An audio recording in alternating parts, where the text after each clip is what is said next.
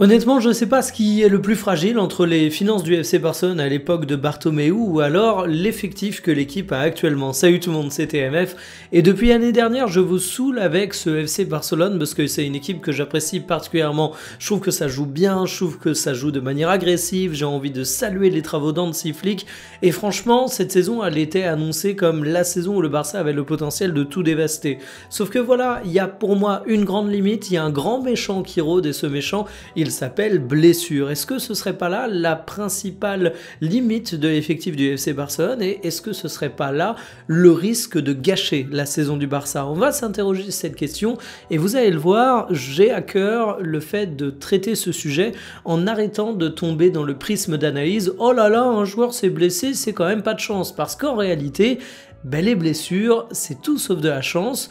Quand on parle de préparation physique, quand on parle de recrutement, quand on parle de gestion de l'effectif, en fait, il y a plein de choses qui font qu'un club souffre plus ou moins des blessures. Et on va en discuter. Installez-vous confortablement et bienvenue pour cette nouvelle vidéo Talk My Football.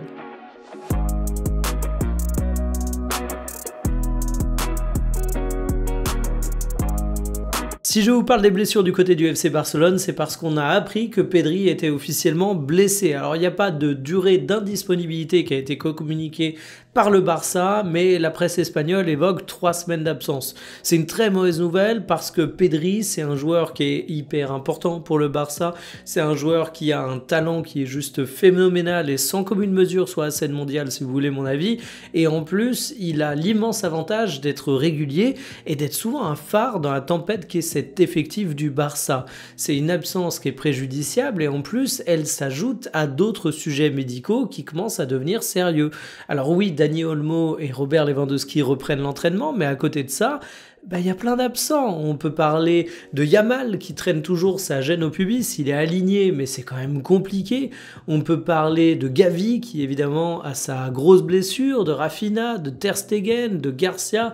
Bref, aujourd'hui c'est une véritable hécatombe qu'il y a du côté du FC Barcelone. C'était déjà un des prismes d'analyse qu'on avait avant le Classico face au Real Madrid, mais plus ça va, plus j'ai l'impression que ça va être un prisme d'analyse de la saison du FC Barcelone et moi j'ai pas envie de terminer la saison en me disant et si le Barça avait eu un effectif au complet, qu'est-ce que ça aurait pu donner cette année? Mais finalement, c'est pas que la faute à pas de chance, et j'insiste là-dessus. La première chose à laquelle on pense, c'est évidemment la qualité du staff médical. Il y a des clubs qui parfois changent d'équipe médicale, et tu te rends compte que ça peut clairement changer la situation de certains joueurs. Il y a également des joueurs qui justement vont passer d'un club à l'autre, qui vont pas avoir le même encadrement, et qui, comme par hasard, vont arrêter de se blesser. Alors ça peut être une question d'environnement. Je parle par là des fréquentations du joueur, de son rythme de vie. Il n'y a pas que la cellule médicale qui change quand tu changes de club, étant donné que tu changes littéralement de vie, mais c'est le truc qui revient sur toutes les lèvres. J'ai pas envie de creuser là-dessus parce que finalement, les compétences du staff médical du Barça, moi je suis pas à même de les évaluer. Par contre, en tant qu'observateur du Barça, il y a des choses que je peux observer et dans le il n'y a pas de hasard autour des blessures, j'ai envie de parler de la gestion d'Hansi Flick. Si on prend par exemple le cas de Pedri, Pedri, il a joué comme un fou furieux au cours de la saison précédente. Il a quasiment disputé toutes les minutes de jeu, 4646 minutes, et déjà cette saison c'était 1099. Et là je me dis, Pedri, il a quand même un passif médical. Alors évidemment, du côté du FC Barcelone, ce sont pas des amateurs. T'as le suivi des stats de récupération du joueur, t'as le suivi de ses données à l'entraînement et tu peux te rendre compte s'il est plus ou moins frais physiquement. Mais il y a un moment, même si tous les voyants sont au vert, j'ai quand même l'impression qu'il y a une notion de bon sens qui te fait dire qu'un mec comme Pedri, le reposer de temps en temps, ça aurait pas été du luxe. Combien de supporters du Barça sont extrêmement surpris de voir que Pedri a une rechute? Honnêtement, je pense que si tout le monde s'en attriste, tout le monde n'en est pas surpris pour autant. Et il y a quelques petits dossiers comme ça de gestion. Il n'y a pas que Pedri. On peut par exemple parler de Yamal. Alors je doute pas que le jeune a envie de tout jouer. C'est le cas de tous les grands joueurs. Mais quand tu es un entraîneur, il faut aussi apprendre à ménager parfois tes joueurs. Yamal, il a sa fameuse gêne au pubis qui est vachement handicapante. Il revient, il joue les matchs. C'est un risque finalement de te retrouver avec une situation médicale qui évolue pas forcément positivement. Et en plus de ça, je trouve que c'est hyper préjudiciable pour le mental du joueur parce qu'il se fait défoncer parce qu'il a par exemple pas été à la hauteur des attentes au cours du Classico. Mais non seulement les attentes sont très hautes pour un joueur de cet âge-là, mais en plus il jouait pas à 100%, donc tu l'exposes. Et finalement, de manière générale, tout le jeu d'Hansi Flick, il faut se rendre compte de ce qu'il demande à son effectif, l'entraîneur.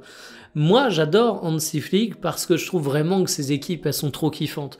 Elles sont agressives, elles sont volontaires au pressing, t'as vraiment une profusion d'activités. Et quand t'allies ça à la qualité technique d'un effectif comme celui du FC Barcelone, ça fait que franchement, à chaque fois que t'allumes ta télé pour voir les matchs, t'es content. Mais en même temps, il ne faut pas occulter le fait qu'une telle demande athlétique auprès de tes joueurs fait que c'est taxant pour l'organisme. Et tu as des entraîneurs qui sont spécialistes de ça, de réussir à mettre en sur-régime des effectifs pendant une année. Et puis la deuxième, la troisième, c'est tout de suite un peu plus compliqué. Ce que tu peux faire pour pallier à ça, c'est la rotation, mais j'ai quand même pas l'impression que du côté du Barça, ce soit la principale force. Ensuite, il y a une notion de construction d'effectifs. Une équipe qui se blesse peu, c'est souvent une équipe qui a réfléchi à mettre des mecs solides dans son 11.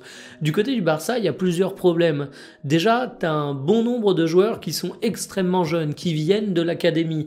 Et quand tu regardes la croissance que s'est pris Yamal au cours de la dernière année, tu devines que l'intensité du haut niveau répété tous les 3 jours, ça peut être un truc un petit peu risqué pour son corps. Et finalement, le Barça a beaucoup de jeunes joueurs sur lesquels t'as beaucoup tiré et faut pas s'étonner qu'ils se blessent. Ensuite, t'as également des profils plus seniors. Un Robert Lewandowski, il a 37 ans. Et évidemment, il est encore capable d'offrir des choses intéressantes pour le football, mais je pense pas trop me tromper en disant qu'à 37 ans, t'as pas exactement la même capacité de récupération qu'à 28 ans. Et il faut donc le ménager. Et puis c'est pareil en termes de recrutement pur, quand tu regardes un mec comme Dani Olmo. Alors Dani Olmo, depuis qu'il est arrivé au Barça, il est beaucoup blessé. Mais en même temps, Dani Olmo, c'est la 4e saison consécutive qu'il enchaîne avec au moins 20 matchs manqués pour blessure. Donc quand tu vas le chercher, tu sais très bien que c'est pas la voiture la plus résistante du parking. Donc en fait, tu as beaucoup de jeunes qui sont des sujets assez sensibles en termes de gestion physique, tu as un attaquant de pointe titulaire qui est relativement vieux, tu as dans ton recrutement certains éléments qui sont jeunes, tu as un entraîneur qui est extrêmement demandant sur les capacités athlétiques de son effectif.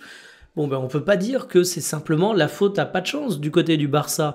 Et j'ai même pas envie de dire que c'est forcément la faute du staff médical. T'as quand même un contexte global qui fait que, c'est plutôt logique de se retrouver avec des limites physiques. Et je trouve ça d'autant plus dommage que finalement, quand je regarde le Barça, je me dis que c'est ça la grande faiblesse de l'équipe. Quand on parle de faiblesse d'une équipe, on a tout de suite tendance à penser à un entraîneur qui serait pas assez bon, à un poste où t'as absolument aucun talent, voire pas de profondeur de banc. Mais du côté du Barça, c'est juste la résistance de ta voiture. Parce que sinon, quand tu regardes la voiture, du côté de l'attaque, je pense qu'on n'a plus besoin de dire que Rafinha et que Yamal sont des grands talents, que Robert Lewandowski n'est pas cramé, et tu peux même ajouter un mec comme Rashford qui va t'ajouter non seulement du talent, on se rend compte, cette saison, il a encore du talent, Rashford, mais en plus un profil différent qui est hyper intéressant tactiquement. Au milieu de terrain, t'as plus l'indécision autour de l'avenir de De Jong, c'est positif. Pedri, c'est à mon goût le meilleur milieu de terrain au monde. On peut débattre, plein de gens seront pas d'accord avec moi, mais si on est de bonne foi, on le met quand même dans les tout meilleurs, donc forcément c'est un secteur de jeu où t'es fort. Et enfin, en défense, t'as quand même l'air d'avoir quelque chose qui tient la route. Donc ce Barça, il est fort, ce Barça, il est super agréable à voir jouer, mais ce Barça, finalement, il a construit sa réussite en jouant avec le feu, avec des joueurs fragiles, avec une demande très énergivore. Et je me demande comment on va réussir à se renouveler Hansi Flick par rapport à ça. Parce que je pense pas trop me planter en disant que oui, le Barça semble actuellement au creux de la vague en termes d'infirmerie, parce qu'elle est particulièrement remplie, mais c'est pas simplement la faute à un timing qui est un peu foireux. C'est que le Barça se retrouve dans une moindre mesure avec des problématiques similaires à celles du Paris Saint-Germain. Paris Saint-Germain où je trouvais que la gestion de l'effectif était bien meilleure, mais où ils ont été plus loin en Champions League, où il y a eu la Coupe du Monde des clubs, donc où tu accumules les blessés. Du côté du Barça, c'est pareil, l'enjeu il est là, et pour moi, la réussite ou l'échec de cette saison, ça dépendra que de ça. Parce que j'ai pas peur de le dire, ce Barça au complet, moi, il me fait rêver. Je pense que ça a le potentiel à être la meilleure équipe d'Espagne, et je pense également que pour la Champions League, ça vient pas simplement pour un statut de figurant. Hansi Flick, à toi de jouer, parce qu'à mon avis, tu vas pas avoir de baguette magique pour ramener 10 top joueurs au cours du mercato hivernal et te donner une profondeur de banc phénoménale. Dites-moi ce que vous en pensez en commentaire, est-ce que vous aussi ça vous inquiète? Moi je vous dis à demain pour une prochaine, salut.